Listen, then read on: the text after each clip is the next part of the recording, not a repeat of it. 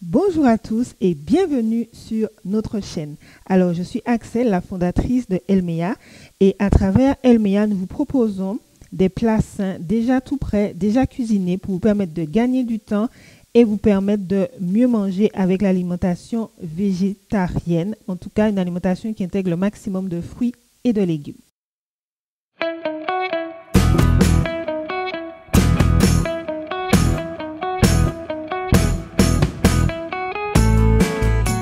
Aujourd'hui, nous allons parler des épices. Alors, comme vous savez, aux Antilles, nous mangeons épicé. Il faut que le repas, il y ait des épices dedans pour qu'on puisse l'apprécier. Mais en fait, ce n'est pas juste une question de mode ou parce qu'on a envie de faire ça.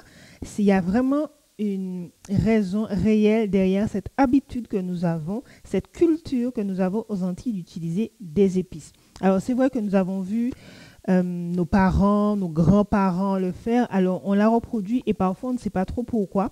Et on peut se laisser influencer par certaines personnes qui nous disent que parfois les repas sont trop épicés et qu'apparemment ce ne serait pas trop bon. En fait, ça c'est faux.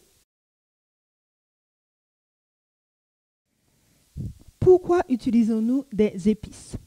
Tout simplement parce que nous avons besoin des épices pour protéger nos aliments. Et c'est pour ça en fait que nos ancêtres étaient très intelligents. Donc, ils utilisaient des épices pour pouvoir conserver les aliments et pour pouvoir se protéger contre toutes les bactéries et tous les virus microscopiques que nous, on ne voit pas, mais qui sont dans les aliments que nous consommons, surtout lorsqu'il y a de la viande, etc. Donc, il fallait, quand il n'y avait pas de réfrigérateur, il fallait trouver un moyen de conserver les aliments. Donc, tout ce que nous faisons, tout ce que nous mettons dans nos plats et surtout nos épices nous aident à nous protéger des virus. De plus, nous voulons tous manger sainement, n'est-ce pas? On a la réputation aux Antilles, on nous dit en tout cas qu'on mange trop gras, trop salé, trop sucré. Eh bien, un moyen simple de pouvoir rendre nos plats plus sains et moins gras, ce serait d'utiliser nos épices. Alors, l'astuce, en fait, c'est d'utiliser le sel en fin de cuisson.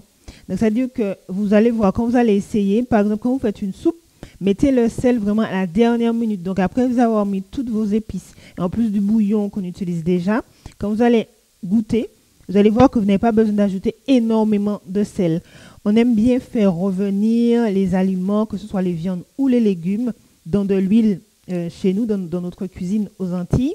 Alors, mettez moins d'huile et continuez en fait avec vos épices. Donc, les épices nous permettent de manger moins gras, moins sucré et moins salé. Par exemple, quand vous avez une compote, en mettant la cannelle, gingembre ou même extrait de vanille, vous voyez déjà la différence. Quand on fait un dessert avec ou sans épices, on voit la différence. Donc, ça nous permet en fait d'utiliser moins de sucre, moins de sel dans nos plats. Quand on fait par exemple une soupe, donc on a déjà le bouillon. Si on ajoute en plus du cumin, par exemple, ou bien de la coriandre, ou bien l'autre épice que vous aimez, ensuite vous goûtez et vous mettez vraiment le sel à la dernière minute, vous allez voir que vous n'avez pas forcément besoin d'avoir beaucoup de sel. Donc avant d'utiliser trop de sel ou trop de sucre, il vaut mieux utiliser des épices. Par exemple, aux Antilles, un gâteau, il y a forcément au minimum de la cannelle. Donc c'est vrai que quand on regarde sur Internet des recettes, surtout quand on cherche une alimentation végétale sans œufs, sans lait, etc., quand vous regardez les recettes, il n'y a pas de cannelle ou muscade ou extrait de vanille automatiquement dans une pâtisserie. Alors que chez nous, c'est systématique. Et en fait, toutes les épices que nous utilisons, c'est un moyen de nous protéger des virus et des bactéries. Parce que comme vous le savez, l'ail, l'oignon, le thym, le piment en fait, et ça a été prouvé, ce sont des tueurs de bactéries. Donc c'est pour cette raison que nous avons cette culture aux Antilles. Ça ne date pas de nous, ça ne date pas d'aujourd'hui, ça a toujours été comme ça. Nos ancêtres ont compris qu'il fallait se défendre et ils utilisaient tout ce qu'il y avait dans leur environnement pour pouvoir se défendre et pouvoir s'alimenter correctement et manger sainement. Donc, je vais vous présenter 8 épices que nous utilisons, que vous avez forcément peut-être dans votre placard. Et en fait, vous allez voir aussi que non seulement c'est bon pour un plat, ça donne du goût, mais c'est aussi bon pour notre santé.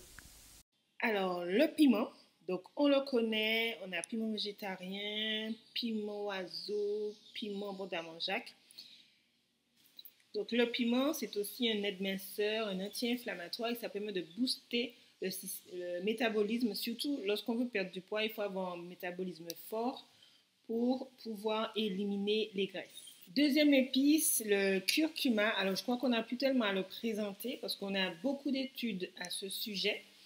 Et c'est très efficace dans la perte de poids, c'est un anti-inflammatoire et c'est bon aussi pour le système digestif, ça permet aussi d'éliminer. En tout cas, c'est ce que ça fait sur moi quand je prends un jus de curcuma.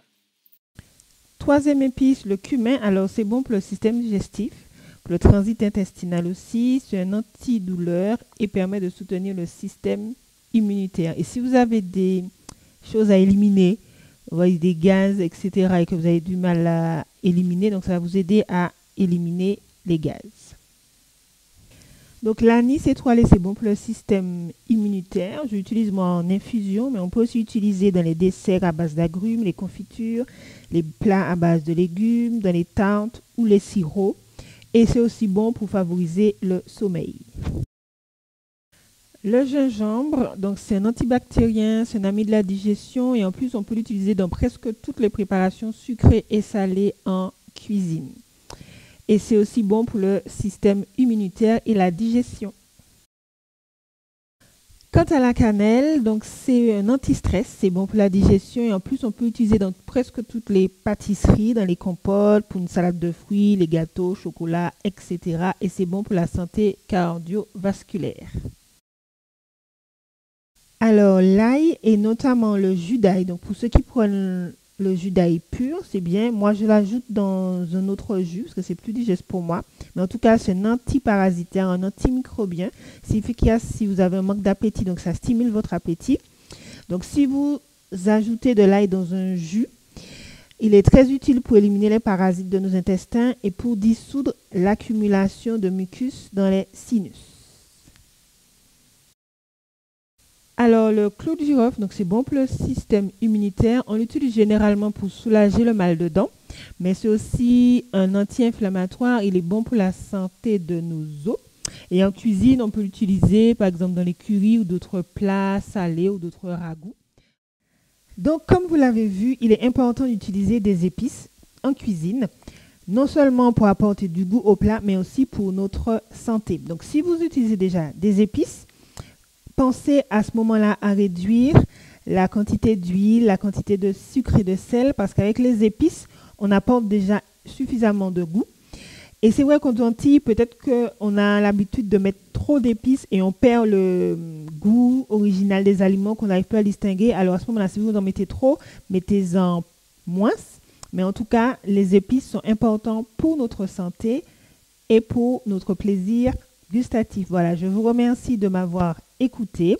Je vous dis à bientôt. Pensez à vous abonner, à liker et à partager si cette vidéo vous a plu. À bientôt.